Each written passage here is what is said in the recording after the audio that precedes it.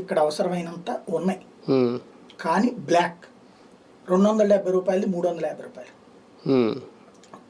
50 నుంచి 70 రూపాయలు మూటకి అదనంగా తింటున్నారు.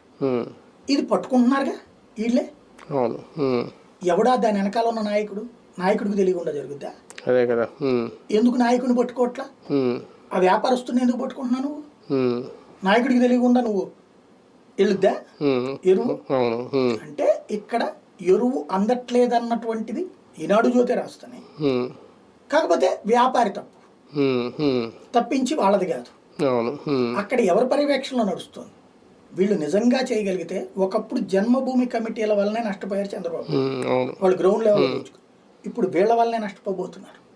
ఎందుకంటే పూర్తి స్వార్థంతో పనిచేస్తున్నారు. అందరి గాడికి సంపాదించుకోవాలనుకుంటున్నారు, ప్రతి దాంట్లో తినాలనుకుంటున్నారు. మన పిఠాపురంలో ఓపెన్ గా చెప్పారు రైతులు, అధికార పార్టీ వాళ్ళకి ఎరువులు దక్కుతున్నాయి, మాకు దక్కట్లేదు, ఏమైపోయినాయి బస్తాలు నిలదీశారు. ఆ వీడియోలు ఉన్నాయి సోషల్ మీడియాలో. వాళ్ళు తెలుగుదేశం పార్టీ వాళ్ళు కూడా రైతులు టీడీపీ కార్యాలయానికి వెళ్ళి చెప్పుకుంటే అప్పుడు వాళ్ళకి ఇప్పిస్తారు. అక్కడ కూడా రికమెండేషన్ బస్తా కావాలంటే. ఇదివరకు ఈ కర్మ లేదే. అదే కదా మరి. ప్లస్ మిగతా వాళ్ళకి ఇవ్వరా మీరు? అంటే పల్లె ప్రాంతం మీద మీ పెత్తనం ఏంటిది? రైతుల మీద పెత్తనం ఎందుకు ఇది? కాబట్టి ఇక్కడ బాబు గారి ఉద్దేశం ఒకటి అయి ఉండొచ్చు. అంటే బాబు గారి ఆలోచన ఏంటి? వీళ్ళు వాలంటీర్లకి వాల్యూ ఇచ్చి కార్యకర్తలను పట్టించుకోలేదని